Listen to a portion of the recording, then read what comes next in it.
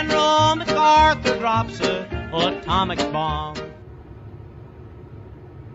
Alright, so starting with turn 2, in Europe, the Russians are building 3 tank divisions and a MiG jet fighter. Going over to the Pacific, the Russians are buying 2 destroyers and a fighter. China is buying a Yak transport aircraft, 2 airborne divisions, a transport, 3 mechanized infantry, and a tech roll. And we'll quickly resolve that right now. China is going to attempt the same as the Russians this time, and they're going to attempt the advanced shipyards, and they failed. All right, so we'll move into determining combat, and we'll be right back. All right, going through the combat, just setting it up. The Soviet Union is planning for a massive assault into West Germany, as well as back into Austria to resecure that from NATO. That'll be a lot of rolls. One of the biggest issues that the Russians will have to face are the 2 anti-aircraft guns in West Germany. For this game, anti-aircraft guns can roll against every single aircraft that comes into the game, or comes into the battle. They still hit on a 1 unless you unlock the technology that allows them to hit on a 2 or less. So we'll see how the Russians fare on that. Down here, this sub got discovered during NATO's non-combat phase, so it is automatically locked in combat for this turn. The Soviet fleet here is going to attempt to force the Dardanelles Straits and combat the US 6th Fleet. So forcing the Straits works just like in Global War. Outside a submarine, the submarine will get through free, but the destroyer and the 3 cruisers, they will each get rolled against, and on a roll of 1, a unit will be destroyed. Oh, this bomber is also joining the attack, but it will not face any penalties in the attack. Over here, the Soviets are gonna start moving down into the Middle East, try and get at the Sado base, but also with NATO putting a minor factory on Israel, that now creates a problem for the Russians. They'll have to try and deal with that. In the Pacific, the Chinese are moving forces into East Pakistan and North Indochina, or North Vietnam.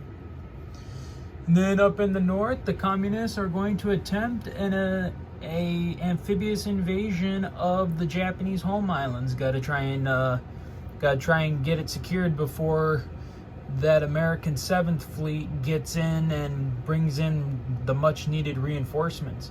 So we'll go through the combat and we'll see what happens with it all. So in resulting the combat, the battle in Western Germany didn't quite go the way the Russians wanted it. They were lucky enough that none of their aircraft got shot down by the 2 anti-aircraft guns, but it was a little bloody. They did manage to knock out all the NATO infantry there, but the counterattack was devastating for the Soviets. The Soviets did manage to grab Austria and secure that. So now they can threaten NATO and Italy, or launch more troops into Western Germany. Down here, that submarine did not survive, but it did take out a NATO submarine with it. The Soviet fleet here was able to smash the US 6th Fleet in the Mediterranean, leaving only this small token NATO force now to contend with the Soviet Navy. The Soviets were successful in invading the north and eastern parts of Iran.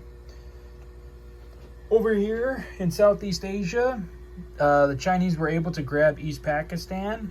However, fierce Sado resistance in North Indochina halted the Chinese invasion of North Vietnam.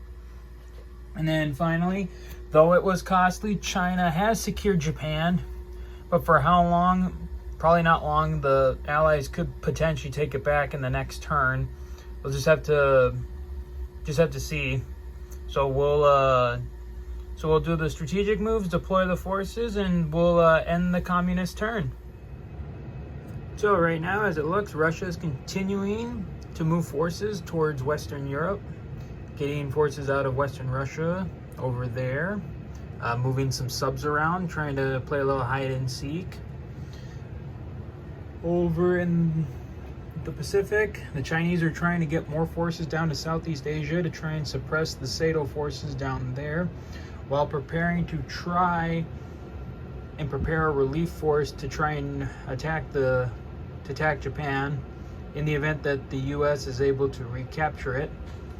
And at the end of the turn, the Soviets collected, let's see here, Soviets collected 51 IPC and China 43. So that'll be the end of that turn, and it is now off to the Allies' turn.